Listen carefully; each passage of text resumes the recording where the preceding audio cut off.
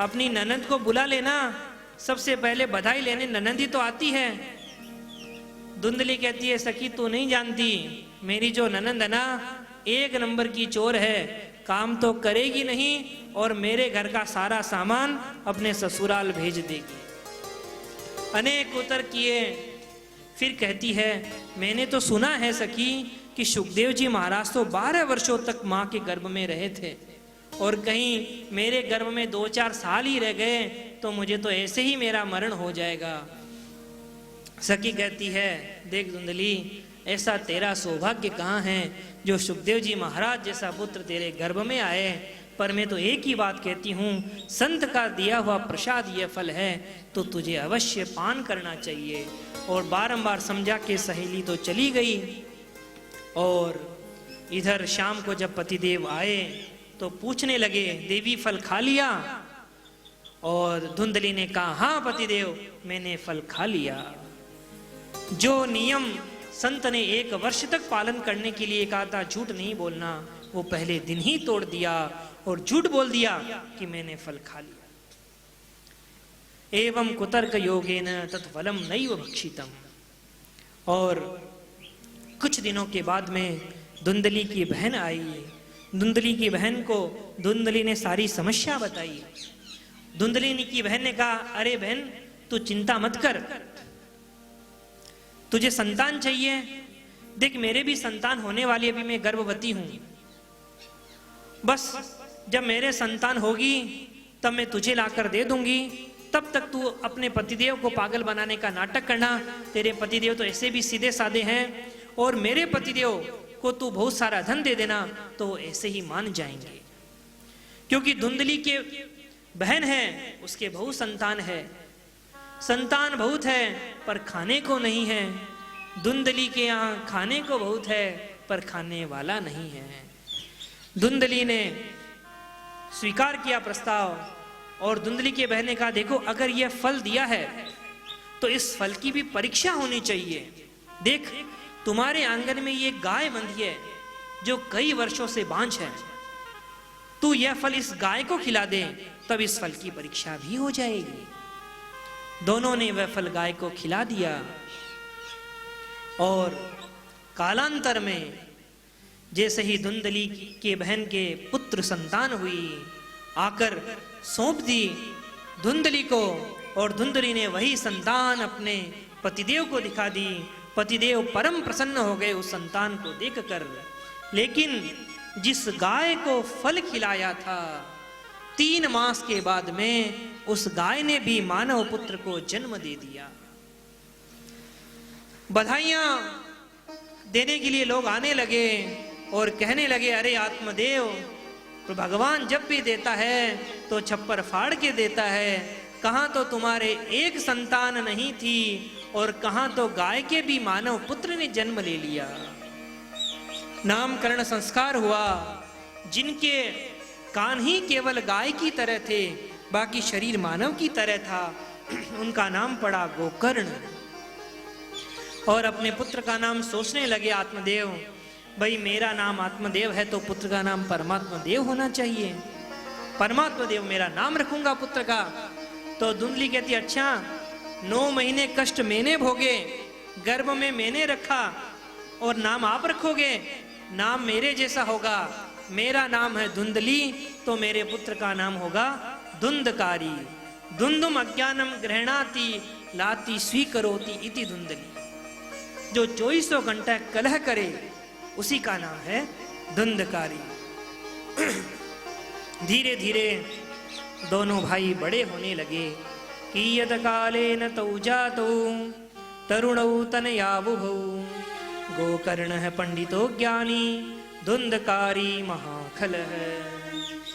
एक तो महाविद्वान हुए गोकर्ण जी महाराज, इतने महाविद्वान हुए कि जिस मार्ग से निकल जाएं लोग श्रद्धा के आगे नतमस्तक हो जाते।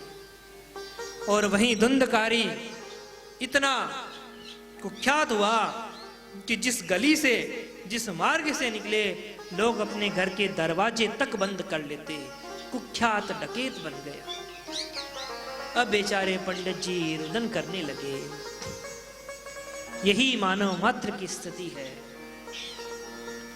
तुंगभद्रा का यह पावन तट और कोई नहीं, 84 लाख योनियों में जो सर्वश्रेष्ठ योनि मनुष्य शरीर हमारा ही है। जीवात्मा की पत्नी है बुद्धि।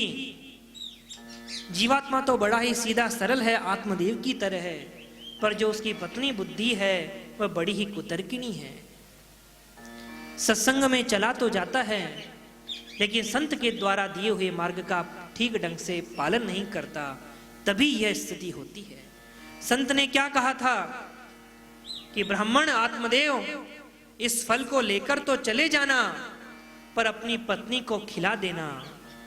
पत्नी को खिलाया नहीं, केवल हाथ में धर दिया। हम भी संत महात्माओं के पास जब जाते हैं तो हमें ज्ञान का फल मिलता है।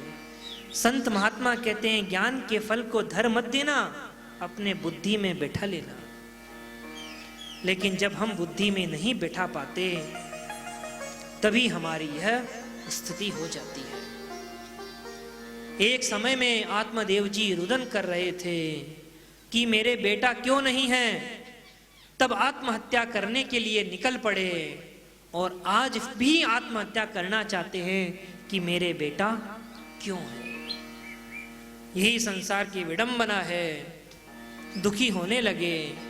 गोकर्ण जी महाराज उनके पास में आते हैं और उन्हें समझाते हैं। मात्र 2 श्लोकों में उन्हें ऐसा उपदेश देते हैं कि आत्मदेव जी की सारी मोह माया दूर हो जाती है। गोकर्ण जी कहते हैं पिताजी, संसार में इस जीव को बांधने के लिए 2 रस्सियां हैं। इन 2 रस्सियों को अगर जीव काट दे तो परमात्मा की प्राप्ति तय है। देहेस्ते मांसरुदिरे भीमतिम त्यजत्वम जाया सुतादिषु सदा ममतां विमुञ्च पश्यानिशं जगदिदं क्षणभङ्गनिष्ठं वैराग्य राग रसिको भव भक्तिनिष्ठः। कौन सी रस्सियां हैं 2? एक अहमता और एक ममता। मैं शरीर नहीं, शरीर में रहने वाला आत्मा हूं।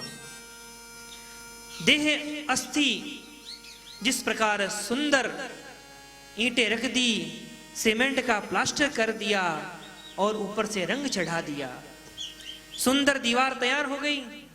जब रंग उतर जाता है तो कहते हैं भाई जल्दी से कलर करो, बहुत ही बुरा लग रहा है। यही हमारे शरीर की स्थिति है। भगवान ने भी हड्डियों के खंभे तैयार कर दिए और मांसादिक नाड़ियों में भरकर हमारा यह शरीर तैयार कर दिया और सफेद और काले रंग का प्लास्टर कर दिया। अस्थिस्तंभम स्नायुबद्धम मांस शोणित लेपितम। जब बारंबार चिंतन करेंगे कि हमारा शरीर कैसे बना है, तब हमारी यह देहासक्ति हमसे छूट जाएगी। और हम नहीं छोड़ेंगे तो एक दिन तो वह छुड़ा ही लेगा, वहां तो वो तो छुड़ाने आ ही जाएगा। इसलिए समझदार व्यक्ति वही है जो समय से पूर्व ही तैयारी कर ले कि मुझे तो इसे एक दिन छोड़ना ही है। एक काशी से पढ़कर पंडित जी अपने गांव आए। गांव आकर कहा देखो भाई अब हमारा घर बार तो यहाँ रहा नहीं, माता जी पिताजी भी रहे नहीं, अगर आप अपने गांव में हमें कुछ जगह दे दें तो हम भी आपके गांव में वास कर लें। काशी से पढ़कर आए हैं। पंचों से जाकर कहा। पंचों ने सोचा कि देखो पंडित जी हैं, हमारे गांव में कोई पंडित जी भी नहीं है, जीवन से मरण सारी गतिविधियां पंडित जी संपन्न करवाते हैं, दूसरे गांव से पंडित जी को बुलाना पड़ता है, तो क्यों ना हमारे गांव में ही एक पंचायती धर्मशाला बनी हुई है, उसके एक कमरे में पंडित जी को निवास दे देते हैं। पंचों में सहमति बनी और पंडित जी को उस पंचायती धर्मशाला के एक कमरे में वास दे दिया।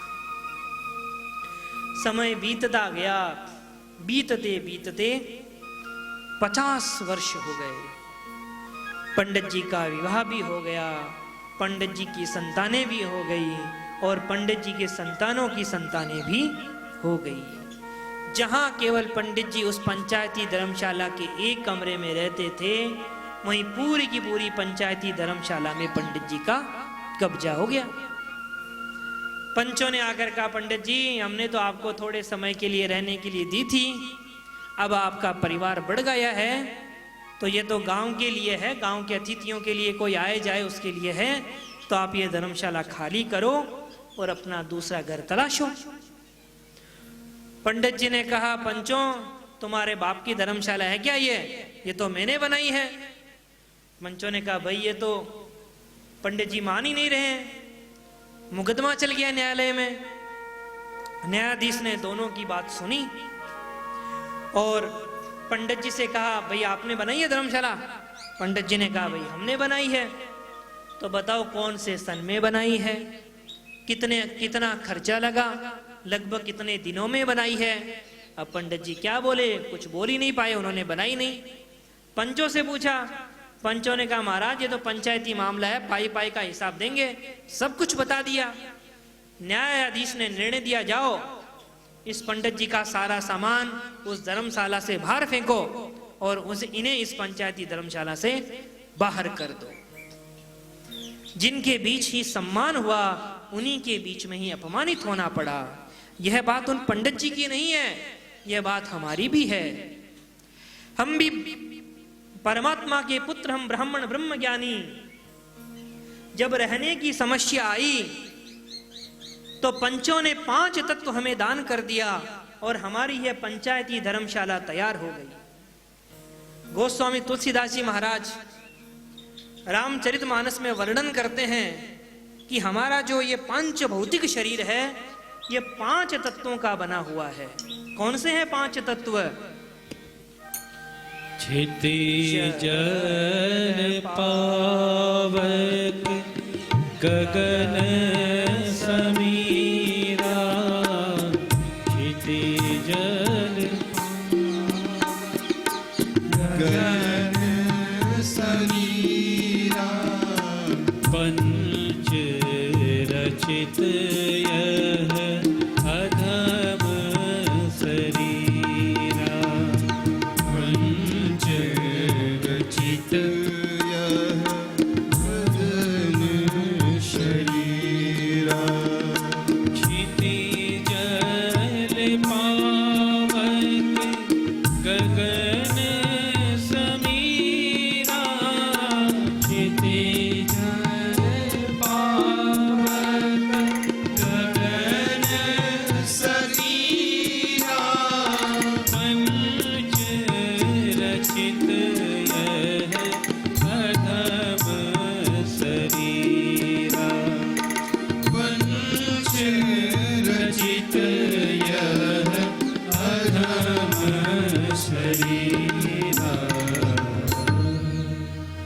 पांच तत्वों ने, पृथ्वी जल वायु आकाश अग्नि ने 5 तत्वों का दान कर दिया और हमारी यह पंचायती धर्मशाला तैयार हो गई।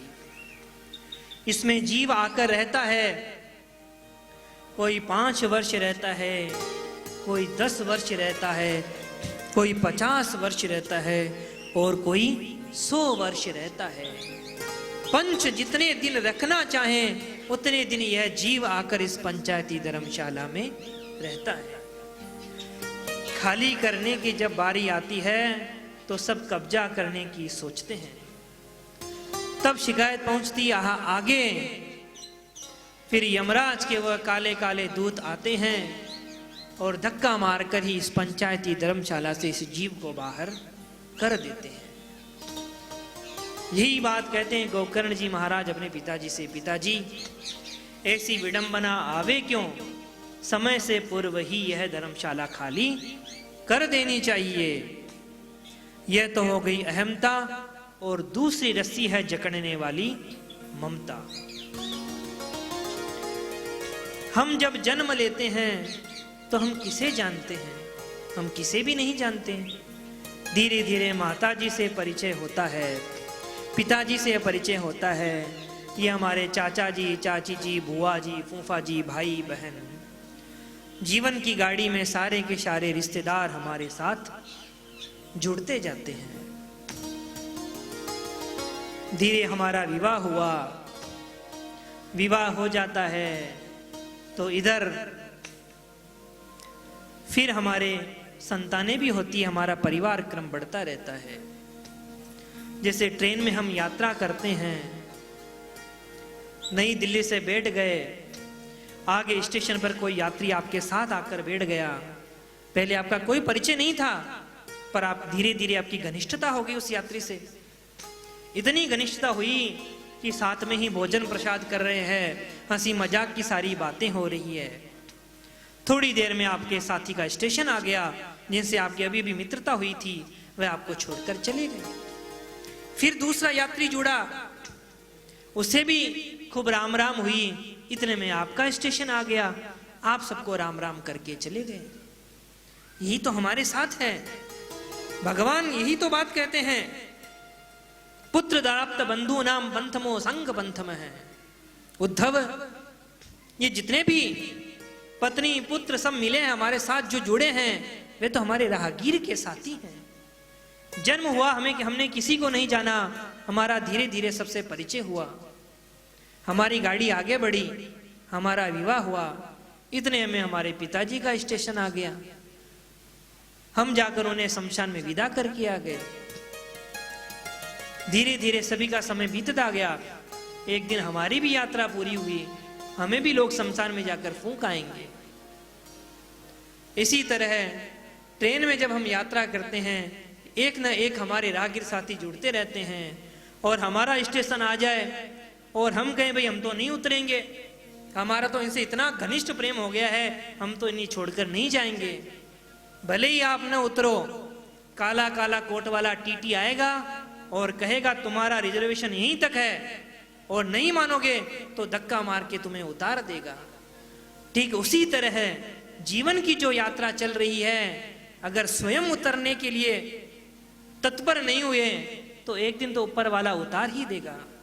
समझदार यात्री वही है जो स्टेशन आने के एक स्टेशन पहले ही अपने सामान बांधकर अपनी तैयारी पूरी कर ले।